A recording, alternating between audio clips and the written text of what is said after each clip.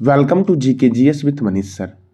आज 26 नवंबर 2022 है और आज के जितने भी महत्वपूर्ण करंट अफेयर होंगे वो हम इस वीडियो में डिस्कस करेंगे। तो आइए शुरू करते हैं। आज का पहला प्रश्न है, महिलाओं के खिलाफ हिंसा के उन्मूलन के लिए अंतर्राष्ट्रीय दिवस कब मनाया जाता है? तो यह मनाया जाता है 25 नवंबर को। अब देखो इसका उद्देश्य क्या है। तो दुनिया भर में महिलाओं को घरेलू हिंसा, बलात्कार और अन्य प्रकार की हिंसा का शिकार होना पड़ता है, इसके खिलाफ यह दिवस मनाया जाता है। 25 नवंबर 1960 को डोमिनिकन तानाशाह राफेल ट्रूजिलो के आदेश पर 3 मिराबल बहनों की हत्या कर दी गई थी। इसी के सम्मान में यह दिवस मनाया जाता है। अब इस महीने में और कौन कौन से महत्वपूर्ण दिवस मनाए गए? तो जल सप्ताह दिवस 1 से 7 नवंबर, विश्व सुनामी जागरूकता दिवस 5 नवंबर, शिशु संरक्षण दिवस 7 नवंबर, राष्ट्रीय कैंसर जागरूकता दिवस 7 नवंबर, विश्व रेडियोग्राफी दिवस 8 नवंबर, राष्ट्रीय कानूनी सेवा दिवस 9 नवंबर, शांति और विकास के लिए विश्व विज्ञान दिवस 10 नवंबर को मनाया गया, राष्ट्रीय शिक्षा दिवस 11 नवंबर को मनाया गया। साथियों, अभी केंद्रीय शिक्षा मंत्री कौन है? इसका जवाब कमेंट बॉक्स में देना है आपको। विश्व निमोनिया दिवस 12 नवंबर को मनाया गया, लोक सेवा प्रसारण दिवस 12 नवंबर को मनाया गया, विश्व दयालुता दिवस 13 नवंबर को मनाया गया, विश्व मधुमेह दिवस 14 नवंबर को विश्व मधुमेह दिवस मनाया गया, बाल दिवस 14 नवंबर को मनाया गया, विश्व बाल दिवस 20 नवंबर को मनाया गया, अंतर्राष्ट्रीय सहिष्णुता दिवस 16 नवंबर को मनाया गया, राष्ट्रीय प्रेस दिवस 16 नवंबर, राष्ट्रीय मिर्गी दिवस 17 नवंबर को मनाया गया, अंतर्राष्ट्रीय छात्र दिवस 17 नवंबर को मनाया गया, विश्व छात्र दिवस 15 अक्टूबर को मनाया गया, विश्व बाल यौन शोषण रोकथाम दिवस 18 नवंबर को मनाया गया, प्राकृतिक चिकित्सा दिवस 18 नवंबर को मनाया गया, अंतर्राष्ट्रीय पुरुष दिवस 19 नवंबर को मनाया गया, विश्व शौचालय दिवस 19 नवंबर को मनाया गया, विश्व मत्स्य दिवस 21 नवंबर को विश्व मत्स्य दिवस मनाया गया, विश्व टेलीविजन दिवस 21 नवंबर को मनाया गया, गुरु तेग बहादुर शहीद दिवस ये मनाया गया 24 नवंबर को। कब मनाया गया साथियों? तो 24 नवंबर को मनाया गया। अब अगला प्रश्न है, गरुड़ शक्ति 2022 का आयोजन भारत और किस देश के बीच होता है? तो गरुड़ शक्ति 2022 का आयोजन जो हुआ है आपका, ये भारत और इंडोनेशिया के बीच हुआ है। ठीक है साथियों। अब इंडोनेशिया के बीच हुआ है तो इंडोनेशिया की राजधानी क्या है? तो जकार्ता है। इंडोनेशिया के प्रेसिडेंट कौन है? तो जोको विडोडो है। और इंडोनेशिया की करेंसी जो आपकी है वो है इंडोनेशियन रुपया, इंडोनेशिया की करेंसी है। और इंडोनेशिया सर्वाधिक आबादी वाला मुस्लिम कंट्री है। अब कुछ और भी सैन्य अभ्यास है, जैसे कि वज्र प्रहार सैन्य अभ्यास भारत और अमेरिका के बीच होता है, युद्ध अभ्यास सैन्य अभ्यास भारत और अमेरिका के बीच होता है, सेलिनेक्स सैन्य अभ्यास भारत और श्रीलंका के बीच होता है, दोस्ती सैन्य अभ्यास भारत मालदीव और श्रीलंका के बीच होता है, मित्र शक्ति सैन्य अभ्यास भारत और श्रीलंका के बीच होता है, समुद्र शक्ति सैन्य अभ्यास भारत और इंडोनेशिया के बीच होता है, सूर्य किरण सैन्य अभ्यास भारत और नेपाल के बीच होता है, हैंड इन हैंड सैन्य अभ्यास भारत और चीन के बीच होता है, वरुण सैन्य अभ्यास भारत और फ्रांस के बीच होता है, संप्रीति सैन्य अभ्यास भारत और बांग्लादेश के बीच होता है, इंद्र सैन्य अभ्यास भारत और रूस के बीच होता है, अजय वॉरियर सैन्य अभ्यास भारत और ब्रिटेन के बीच होता है। किसके बीच? तो भारत और ब्रिटेन के बीच होता है।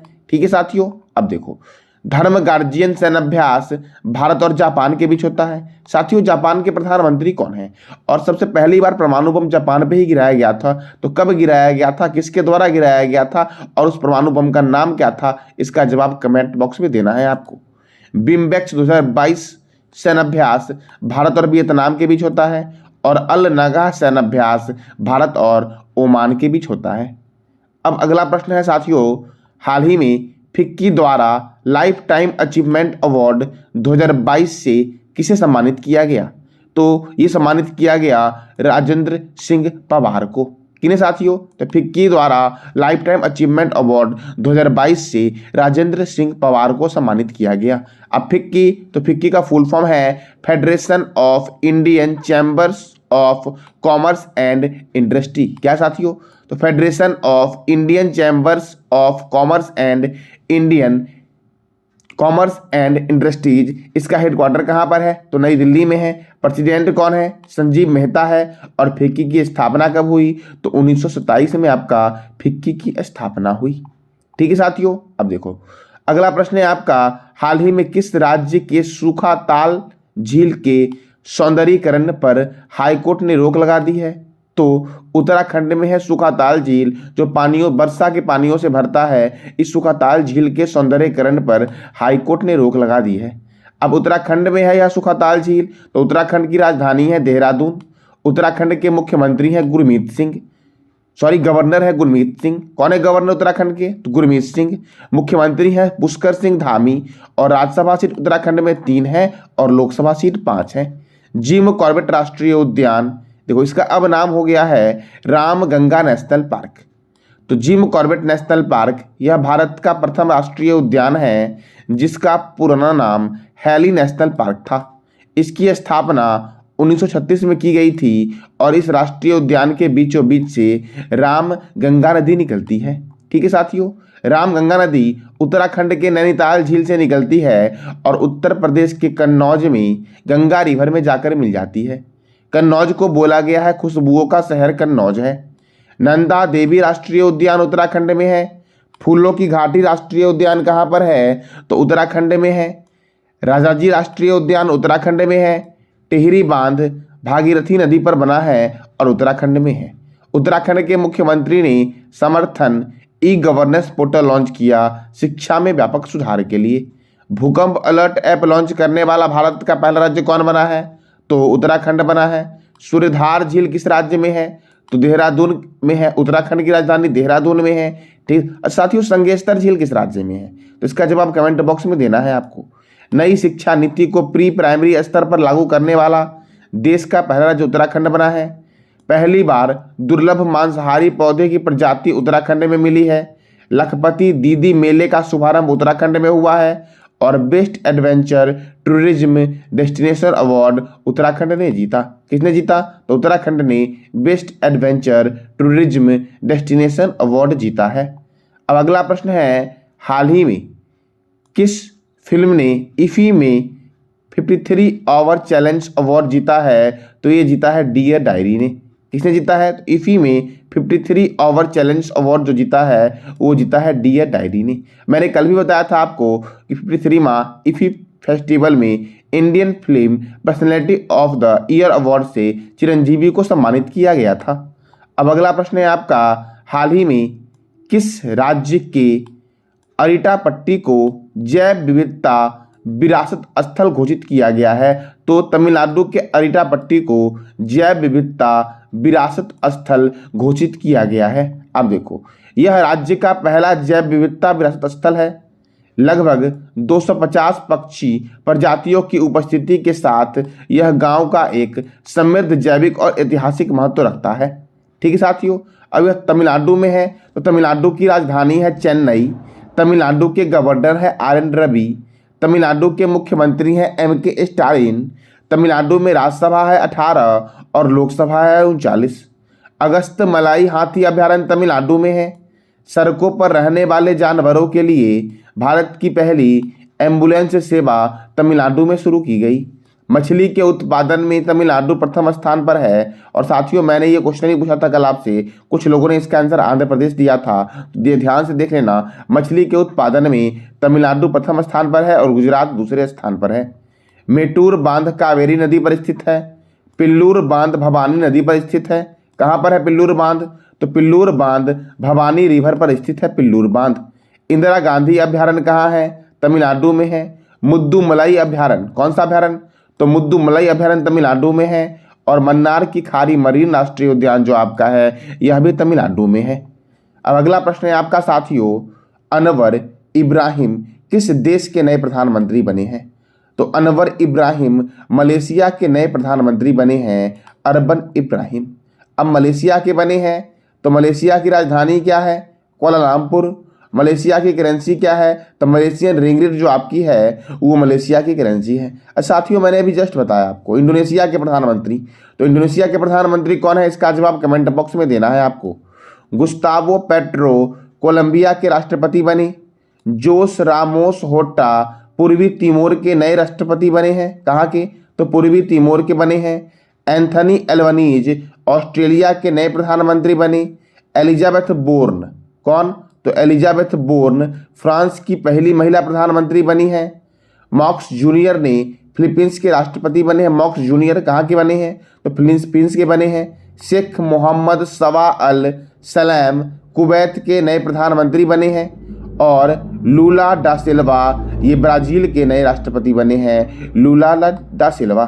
साथियों ब्राजील की राजधानी क्या है और करेंसी क्या है इसका जवाब कमेंट बॉक्स में देना है आपको।